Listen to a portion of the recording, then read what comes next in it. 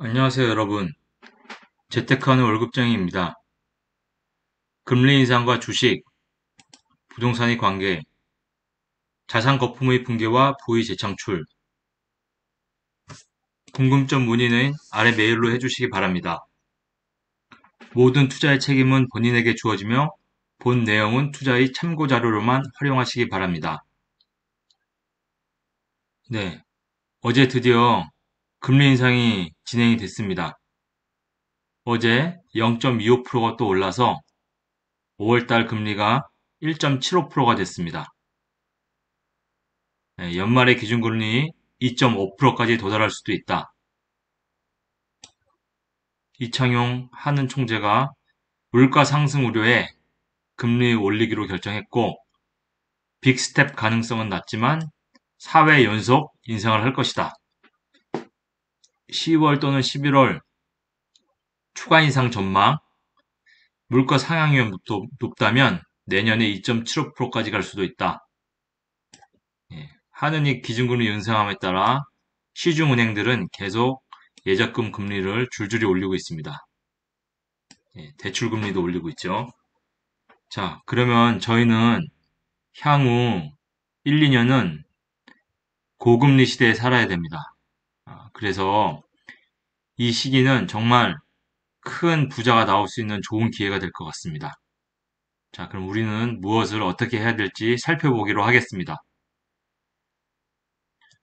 제가 올 1월에 예측한 금리 인상과 우리 대응 방안에 대한 자료입니다. 제가 작년 11월 달, 1월 달에 예측했을 때, 그 당시에 0.25% 미국 금리, 그리고 우리 금리가 1.25%였는데, 제가 5월 달에 한 1.75%까지 갈 것이다. 근데 지금 왔죠? 1.75%까지. 3월 달에는 1.5%까지 갈 것이다. 맞았고요. 그리고 올 연말에 미국이 아마 한 2에서 2.25%까지 갈 거고, 저희도 한 2.5%까지 갈 것이다. 이렇게 예측을 하고, 내년에는 약 한 3% 정도에서 왔다 갔다 등락을 반복을 할 것 같습니다. 예. 자, 그러면 왜 금리를 올리는 것일까요? 물가가 너무나 많이 오르고 있습니다. 돈이 많이 풀리다 보니까 물건이 다 비싸지는 것이죠. 인플레이션이라고 부릅니다. 그것을. 그래서 우리나라 지금 4월 소비자 물가 상승률이 2008년 금융위기 이후에 162개월 만에 최고치인 4.8%까지 올랐습니다. 요즘 뭐 우유 같은 것도 정말 많이 올랐죠. 뭐 라면, 우유, 생필품부터 뭐 유류품 전부 많이 올랐습니다. 아, 내 월급은 이렇게 많이 안 오르는데 물가가 지금 너무 많이 오르고 있습니다. 그리고 미국도 미국 경제학자들은 올해 미국 물가 상승률을 8.4%까지 예상합니다. 좀 너무 높죠? 1981년 12월 이후에 41년 만에 가장 높을 것으로 지금 예상을 하고 있습니다. 그래서 미국도 지금 금리를 엄청나게 빠르게 올리고 있죠. 픽스텝을 두 번, 세 번 이렇게 갈 수도 있을 것 같습니다.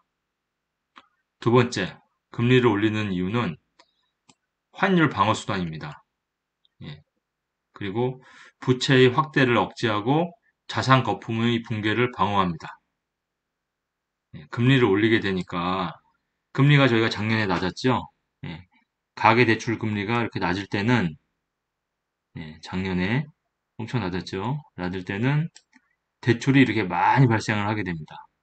근데 금리가 이렇게 올라가니까 대출이 이렇게 줄어들죠. 예. 그래서 부채를 억제하고 또 환율을 방어합니다. 환율 방어하고 환율이 너무 올라가는 것을 방해하죠. 방어하죠. 그리고 자산 거품을 붕괴하는 것을 막기 위해서 금리를 올립니다. 자, 그러면 이제 이게 핵심입니다. 제가 지난주에 왜 부동산 값이 오르나 그것에 대해서 간단하게 써머리를 해드렸고 오늘은 여기에 추가로 금리, 주가, 그리고 아파트 가격 추가를 했습니다. 예. 그래서 이 데이터를 보면 네, 앞으로 어떻게 움직일지 알 수가 있겠습니다. 네, 물가. 그것은 1986년도부터 2022년까지 빅데이터를 제가 정리를 했고 미래를 예측을 했습니다. 예. 요 점선 구간은 다 미래를 예측한 구간입니다. 예. 자, 그렇게 보면 일단 제가 지난주에 간단하게 말씀드리기를 이 부동산 서울의 아파트 값이 올라가는 것은 이 유동성, 예, 시장에 돈이 많이 풀리는 협의의 통화, 협의의 통화량의 증가 비율에 비례한다. 이렇게 말씀드렸죠. 예, M1 나누기 M2. 시장에 바로 현금화해서 투자를 할 수 있는 돈. 예, 이것이 평균선 위에 있을 때, 위에 있을 때는 부동산 가격이 올라갑니다. 그리고 이것이 요 평균선 아래로 떨어지기 시작하니까 부동산이 서울에 있는 아파트 값이 침체가 되죠. 그리고 다시 올라가기 시작해서 평균선 위로 올라가서 이 면적이 가장 넓어질 때, 여기 평균선입니다. 점선이. 그럴 때 다시 아파트 값은 이렇게 막 올라갑니다. 예, 이렇게 올라가는데, 자, 그러면 부동산 가격이 이렇게 올라갈 때 금리랑은 무슨 어떤 관계가 있나 보겠습니다. 예, 금리가 1986년부터 지금 2022년까지의 금리입니다. 빨간 점선이 금리입니다. 예, 그러면 이 협의의 통화량이 늘어나는 것은 자, 금리가 지금 요 점을 기준으로 여기서부터 금리가 큰 트렌드를 보면 이렇게 낮아지는 방향이죠. 예, 금리가 낮아지는 방향에 부동산 가격은 올라가는 방향이고 예, M1의 비율은 증가하는 방향입니다. 그렇죠? 예. 그리고 예, 요 구간도 다시 금리가 전체적으로 이 부분 보면 금리가 낮아지는 방향이죠. 금리가 낮아지니 부동산 가격이 이렇게 올라가고 있고 M1의 비율이 증가하고 있습니다. 네. 그리고 금리가 이렇게 좀 비슷한 안정된 상태를 보일 때는 M1의 비율이 줄어들면서 부동산 가격도 안정화가 됐죠. 예. 그리고 이 구간을 놓고 보면 금리가 올라가는 방향이죠. 출렁출렁하긴 하지만 그럴 때 아파트 가격은 좀 안정화되게 되는 경향을 보입니다. 그리고 이 주가는 항상 이 아파트 가격보다 선행합니다. 그 데이터를 보면 아파트 가격이 이때부터 오르기 시작하죠. 2015년, 2015년. 주가는 이때부터 오르기 시작하죠. 전체적으로 쭉 올랐으니. 그쵸? 주가는 금융위기 이후 한번 꺼진 다음부터 약 2010년도, 11년도, 11년도 이때부터 이제 큰 트렌드는 올라가기 시작했습니다.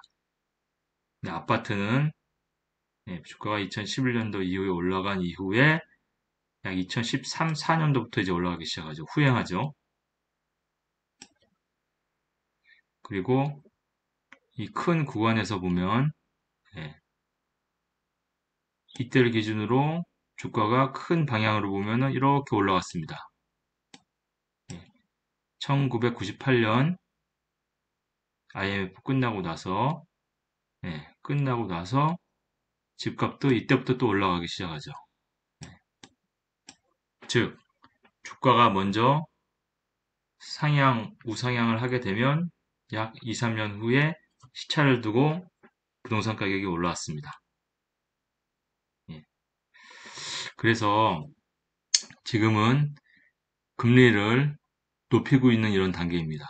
금리를 높이고 있죠. 금리를 높이고 있으니 지금 부동산 가격 유동성이 지금 줄어들었죠. 지금 말한 M1 나누기 M2의 요 M1이 요 점선인데 지금 줄어들기 시작했습니다. 줄어들기 시작하니까 주가가 작년에 3,316에서 지금 2,637로 많이 줄어들었죠. 예, 주가는 아마 2023년 후반이나 2024년도에 최저점을 찍을 것 같습니다. 그리고 금리는 2.5에서 3.0%를 당분간 유지를 하면서 소폭의 조정이 있겠죠. 그리고 주가가 2024년 이후에 조금씩 반등을 시작하게 되겠죠. 그러면 부동산은 주가가 벌써 올 연초, 작년 연말부터 좀 안 좋은 기미를 보이고 떨어지고 있었으니 부동산은 2, 3년 후에 후행하면서 떨어지기 시작하면 2023년 후반, 2024년 이때서부터 서서히 좀 침체를 받다가 가장 맥스가 한 2027, 8, 9년 이때 아파트를 내 능력이 허락하는 한도에서 가장 좋은 거를 사고 주식은 약 2023년도부터 우량주 위주로 퍼 값이 낮은 것, 퍼는 시가총액 나누기 주당 순이익으로서 퍼가 낮다는 것은 주식이 저평가되어 있다는 것입니다. 그리고 EPS 성장률이 높은 것, 주당 순이익 성장률이 높은 것, 그리고 투하자본 이익률, ROE가 높은 것을 주식을 투자하면 좋겠습니다. 그래서 2023, 2024에 우량주 우리나라 있죠. 뭐 S전자라든지 이런 것들이 좀 좋을 것 같습니다. 그것들 사서 먼저 이익을 보고 이쯤에서 다시 아파트를 사는 그런 전략이 좋을 것 같습니다. 채권은 이 주식보다도 선행합니다. 그거에 대해서는 다음 시간에 또 말씀드리도록 하겠습니다. 그래서 이렇게 전 세계의 경제는 금리, 그 협의의 통화량, 주가, 아파트 가격, 물가가 모두 연동이 되어 있습니다. 물가가 오르기 시작하니 금리를 지금 급격하게 올리고 있죠. 그래서 물가를 떨어뜨리려고 하는 것입니다. 과거 역사를 보면 이 초록색이 금리인데 물가가 높을 때 물가가 지금 낮을 때 보면 금리가 이렇게 낮아지는 시기에는 물가가 올라갑니다. 그렇죠? 금리가 낮아지는 시기는 물가가 올라갑니다. 금리를 올리는 시기는 물가가 다시 낮아집니다. 이거는 아주 당연한 현상입니다. 그래서 물가를 낮추기 위해서 금리를 올리고 금리가 올라가게 되면 협의의 통화량이 줄어들게 되고 협의의 통화량이 줄어들게 되니 바로 투자할 수 있는 돈들이 없기 때문에 주식이 떨어지게 되고 주식에 동맥경화가 와서 돈이 잘 못 돌기 때문에 다시 부동산에도 영향을 주고 하지만 장기적으로는 부동산은 우상향을 하기 때문에 이런 기회를 포착해야 된다. 이런 기회를 포착해야 된다. 이런 기회를 포착해야 된다는 것이죠. 고점 대비 약 20, 30% 떨어졌을 때 고점 대비 약 20, 30% 떨어졌을 때 고점 대비 20, 30% 떨어졌을 때 그래서 2023, 4년도에 주식 매수할 수 있는 아주 좋은 기회가 올 것이라고 생각이 되고 2027, 8, 9년도에 아파트를 매수할 수 있는 좋은 기회가 올 거라고 생각이 됩니다. 그래서 한국, 미국 기준금리 인상에 따른 경제와 자산 가치의 흐름도를 간단하게 정리를 해보면 미국이 금리 인상을 하기 때문에 미국이 금리가 높아지기 때문에 환율이 인상이 되는 거죠. 미국의 돈의 가치가 있어지기 때문에 미국 돈을 사기 위해서는 더 많은 한국 돈을 줘야 되기 때문에 환율이 인상이 되니까 한국도 금리 인상을 해서 환율을 떨어뜨리는 것이고 그래서 한국이 금리 인상을 하게 되면 당연히 예금 금리가 인상이 되니까 돈이 유동성이 축소가 되고 대출 금리가 인상이 되기 때문에 돈을 대출을 못 받게 되죠. 그렇게 되기 때문에 실제 돈의 가치가 높아지기 때문에 금값은 오히려 하락이 되고 부동산은 기타 금리 외에도 공급, 정책, 대출 등 모든 것이 결합하기 때문에 희귀 자산이기 때문에 희소 자산이기 때문에 우상향은 하지만 정고점 대비 20, 30% 떨어지는 시기는 항상 존재한다. 그것의 주요 인자는 M1 나누기 M2의 협의 통화량 증가 비율인데 이것이 바로 금리라든지 또는 각종 정책, 긴축 정책 이런 것에 영향이 있는 것이죠. 따라서 돈의 가치가 올라가서 물가가 오르지 못하고 안정이 되는 것입니다. 그리고 주식 코스피 지수는 금리와는 약 한 40% 정도의 관계만 있고 환율이 오르면 코스피 지수는 하락하는 경향이나 이것이 100% 일치하지는 않고 유동성 및 산업 활동과 더 밀접한 관계가 있다. 이 정도로 정리를 하시면 될 것 같습니다. 그래서 향후 미국과 한국 금리 인상과 자산 및 경제 흐름을 좀 예측을 해보면요. 금리란 돈의 가치이기 때문에 금리가 올라가면 돈의 가치가 올라가서 실물 자산은 떨어지는 것. 반비례 하는 게 과거 역사를 보면 그렇게 반복이 되어 왔습니다. 그래서 금리가 올라가면 금값은 떨어지고 미국 금리와 코스피의 상관관계는 주가는 금리보다는 경제 상황과 밀접한 관련이 있어서 금리와 주가는 약 40에서 50% 정도만 연관이 있고 금리가 올라도 산업이 활성화되고 경제 상황이 좋으면 주가는 상승하는 경우도 있었습니다. 보면 실질 금리, 금리가 하락하더라도 코스피 지수가 상승했고 또 금리가 상승할 때 코스피 지수도 상승하는 그런 역사가 있습니다. 그렇기 때문에 꼭 일치하지는 않는다.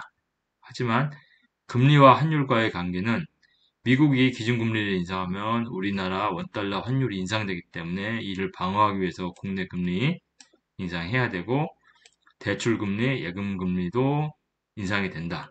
그래서 국내 경기가 위축이 되고 돈이 돌지 않아서 주식도 떨어지는 경향도 나타나고 집값에도 영향이 있다. 그 정도로 생각을 하면서 투자를 하시면 됩니다. 그리고 환율, 주가, 부동산의 상관성. 환율이 오르면 주가가 하락하고 부동산은 장기적으로는 우상향하지만 출렁하는 20, 30% 빠지는 순간 그 순간을 캐치를 해서 부동산을 매수를 하는 그런 전략이 아주 중요합니다. 주식 동향에 약 2, 3년 후행하기 때문에 그런 포인트는 잡을 수 있습니다. 여러분, 남의 집 머슴이 아들로 8남매 중 6째 아들로 태어난 한 남자가 있었습니다. 그의 아버지는 8남매 모두 학교를 못 보냈는데 유독 그 아들만은 똑똑해서 초등학교를 보냈습니다. 그런데 그가 초등학교 5학년 때 작은 마을에 교회가 들어왔습니다. 그때부터 이 초등학생은 매일 자신을 위한 다짐을 하루도 안 빠지고 했습니다. 너무 가난했던 그는 간신히 초등학교를 졸업하고 18살에 중학교에 들어갔습니다. 그는 계속 공부를 하고 싶어서 서울로 올라와 구두 닦기를 했습니다. 낮에는 구두 닦기를 하면서 집도 없이 아무데나 자면서 계속 새벽 기도를 나가 자신의 미래를 다짐하고 각오를 다졌습니다.